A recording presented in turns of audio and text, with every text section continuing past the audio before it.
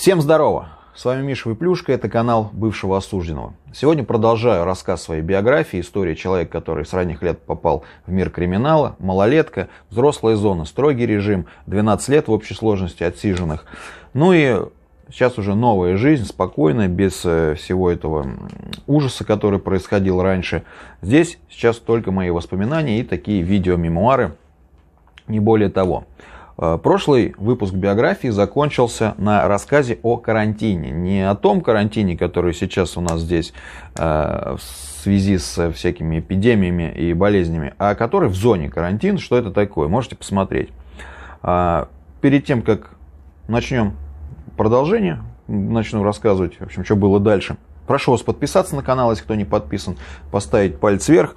Это всегда можно исправить. Если ролик не понравится, можете поставить палец вниз. Написать комментарий в поддержку канала, ну и заглянуть в описание, там найдете много чего интересного. ВК, Инстаграм, мой второй канал, там выходят другие ролики, ТикТоки, Фигоки, короче, забегайте, давайте, всех жду. Погнали! В общем, провел я в карантине в Архангельске, то есть это мой последний срок, 2014 год, лето, 10 дней. В этом карантине я провел сразу, я понял, что как бы зона не лютая по сравнению с тем же, например, лагерем в Рязани, когда я там отбывал с 2007 по 2010 год. Вот, там принимали жестко, то есть, били, есть у меня об этом рассказ, там кошмарили, жути гнали. Вот, здесь нет, здесь все как бы нормально, спокойно. Вот.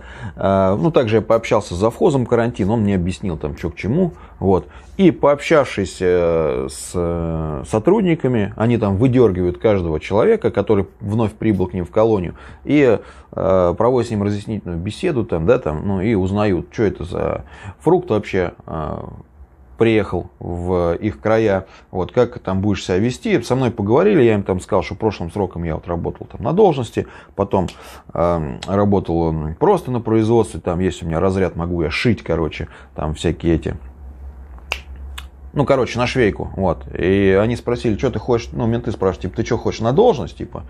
Я говорю, я хочу домой пораньше, вот. Поэтому, соответственно, я буду работать по-любому. Если есть какая-то должность там, с которой я справлюсь, в принципе, которая мне по душе, то если есть варианты, я готов их рассмотреть, такой я гусь охуевший приехал. Не, реально, так и говорю, я эту работу тяну, я знаю, я могу, вот, умею, практикую. Вот, но, если работа какая-то такая, которую, я не хочу делать по ряду причин, определенных, не то, что там какие-то у меня там понятия, либо что-то еще, нет, есть работа, которая, неприятная, ты будешь каждый день чувствовать дискомфорт. А дискомфорт чувствовать годами, находясь в зоне, которая и так сама по себе неприятное место, мне не хотелось. Я говорю, а если нет, я в любом случае пойду работать на производство. Вот. Пойду работать на производство, на швейку, еще что-то. Ребят, пока не забыл.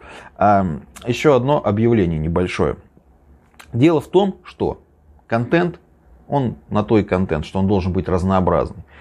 И я решил сделать так. Если у кого-то есть ко мне какие-то вопросы, возможно, какая-то ситуация у вас, в которой я, например, могу дать свою консультацию, как-то вам помочь, присылайте видеосообщения ко мне в ВК, в Инстаграм. Можете там без лица. Главное, чтобы был вопрос интересный и более-менее какое-то качество звука. Назовем эту рубрику, например, там «Плюха порешает». Да? Или «решает». Да? Потому что «порешает» как-то звучит не очень. Вот, в общем, есть какой-то у вас там вопрос, можете прислать мне видеосообщением, ВК, Инста, Телеграм-канал, у меня все есть, ссылки в описании, все найдете там, например, там Плюха, вот, связался там с соседом каким-то дебоширом, вот, а он там сидевший, он мне угрожает, вот такой-сякой, что мне делать, как мне поступить, такого плана присылайте, и выходит ролик, где я буду эту прям ситуацию распедаливать, возможно, можем даже созвониться и в режиме онлайн записать беседу по данным вопросам. Давайте, будет круто, будет прикольно, обязательно присылайте. Итак, в общем, продолжаем. В общем, пообщались со мной сотрудники, я им объяснил, что работать я готов, я, в принципе, хочу домой пораньше, забегая вперед, скажу, что нет, я это сидел все-таки звонком. Вот. И меня подняли на рабочий отряд. Дело в том, что сейчас делают в основном в зонах так. Если допустим, цех есть, да, по деревообработке, они живут, все, кто работает в этом цехе, в одном отряде. То есть есть рабочие отряды, да, там в одном живет там, кто на швейке работает, там, и, например, и на пилораме. В другом отряде там, кто там нарды вырезает, да, и, ну не знаю, там кузнецы, да, в кузне, которые работают, там всякие там мангалы делают, что-то еще. В общем, вот так вот. И есть там нерабочий отряд, где, короче, ну, никто не работает. Работать не заставляли в этой зоне.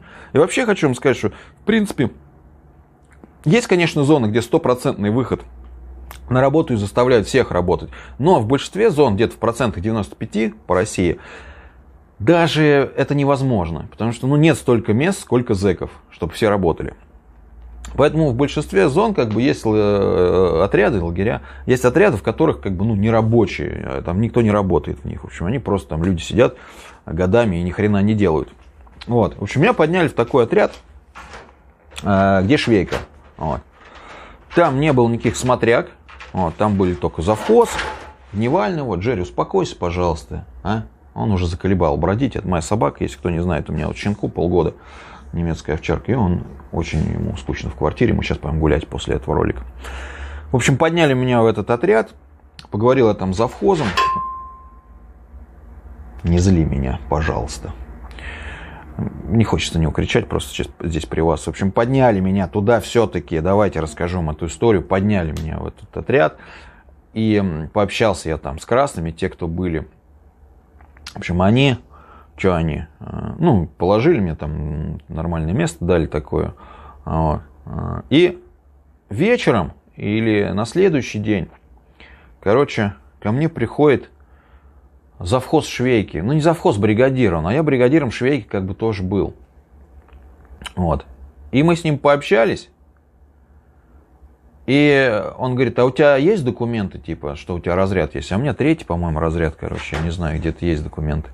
Валяются. Я говорю, да, есть. А что? Я говорю, без них никак, что ли? Не, ну без них тебе надо типа обучение там пройти будет. Вот. А потом только уже придешь на работу, и я понимаю, что ну, какая-то ебалда. Потому что обычно какие... Хочешь работать, тебе в зоне дают работу. Не хочешь, не дают. Я говорю, ну ладно, мне пришлют документы. Не вопрос. Проходит, я там позвонил, связь была нормальная. Позвонил, недели через 2 мне приходят документы.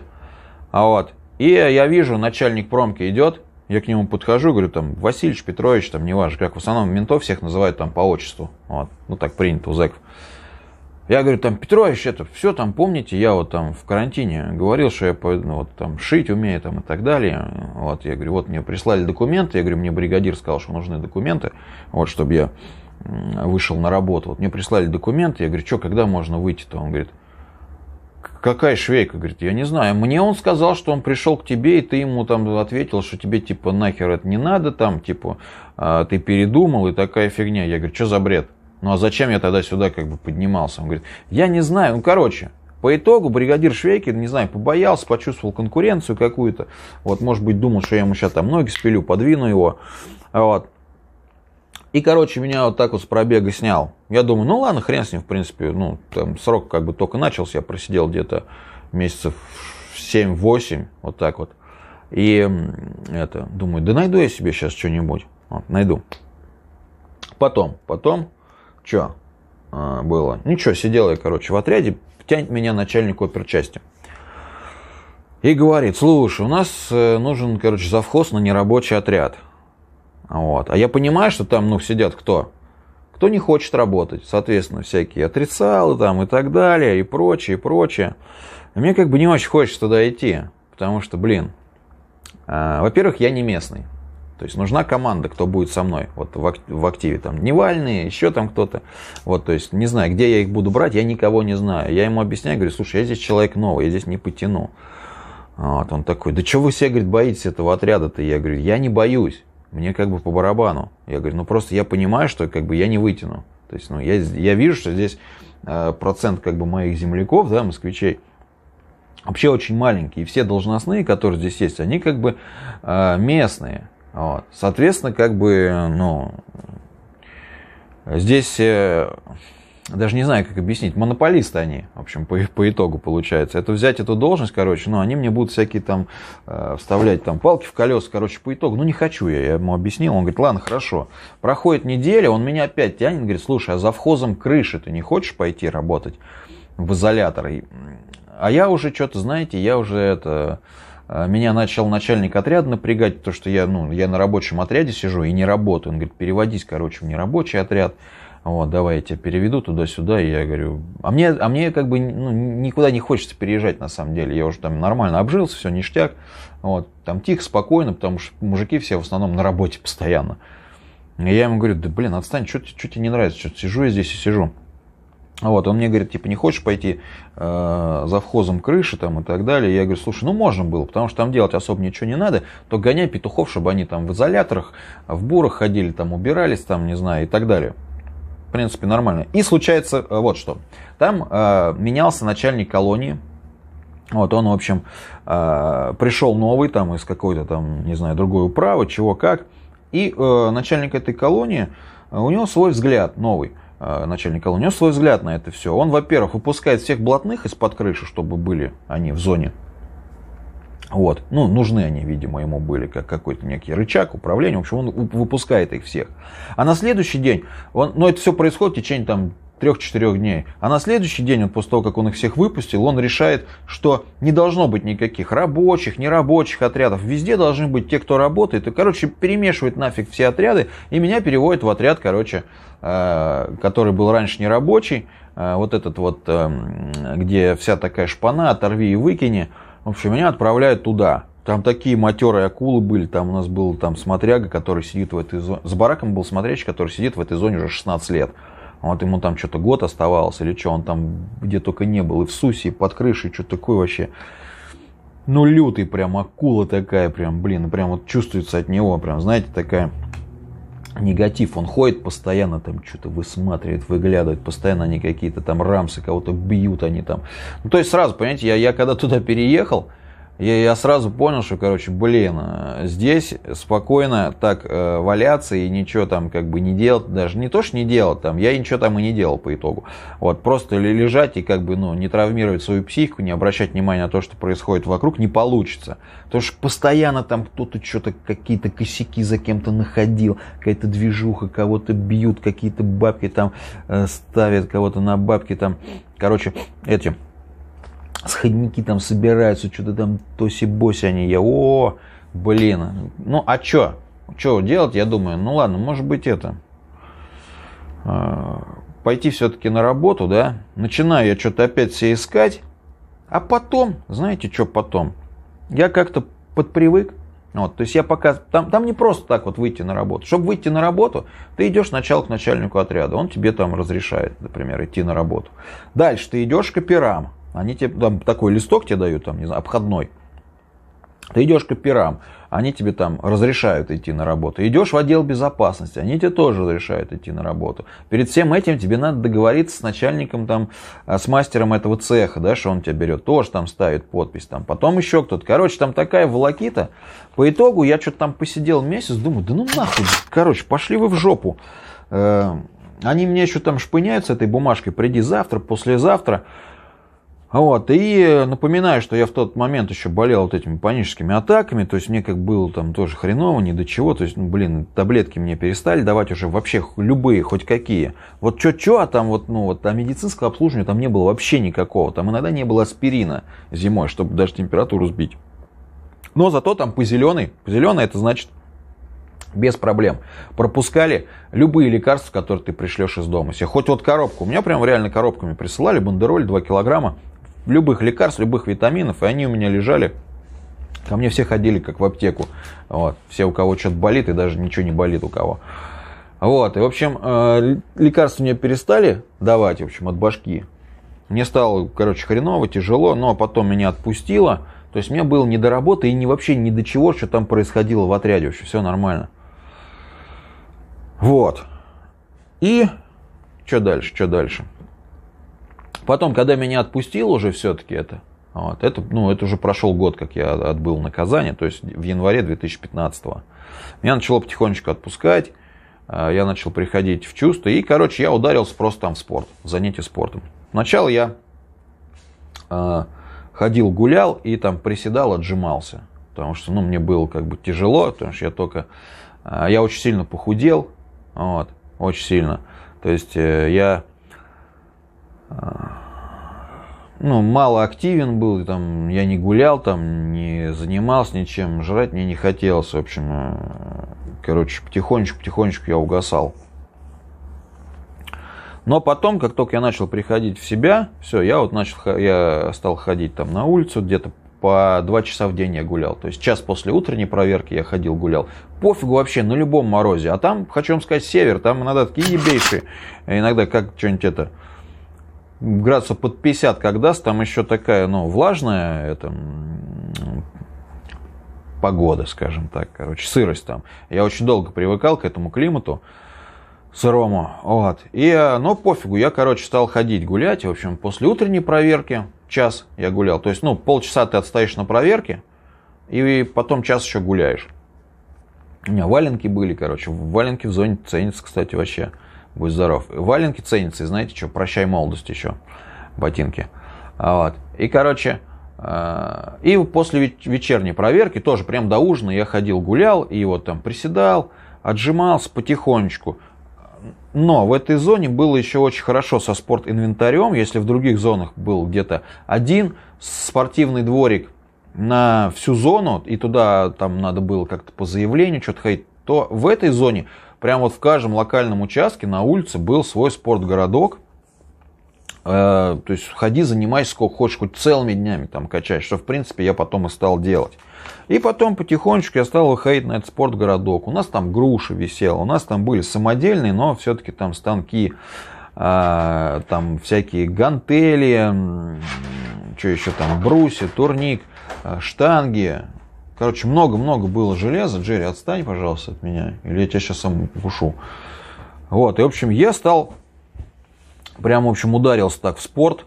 Вот. Я делал, прям день кардио делал. Вот. То есть, грушу колотил, либо там бегал. Там можно было чуть-чуть побегать, как бы небольшой локальный участок был. Замутил себе плеер, втыкал наушники, прям все, бегал. Вот. И час... Все, перестал, бросил курить. Вот, и все эти 3 года я не курил, оставшиеся, сколько я сидел. Вот. И как бы это, день ходил на силовая тренировка была, блядь, полтора-двухчасовая, прям такая хорошая. Сдружился там со всеми спортсменами, которые были. Там, кстати, спортсменов немного. Если в отряде 100 человек, то заниматься из них ходит человек 3, максимум 5, остальные не ходят, в общем. Ну, и там все как бы четко.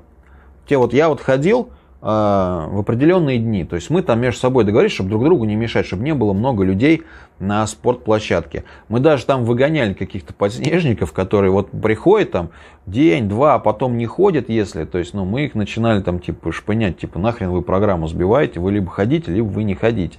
Вот, хотя, в принципе, по идее, никто запретить не может тебе прийти там в определенное время, там в любое время.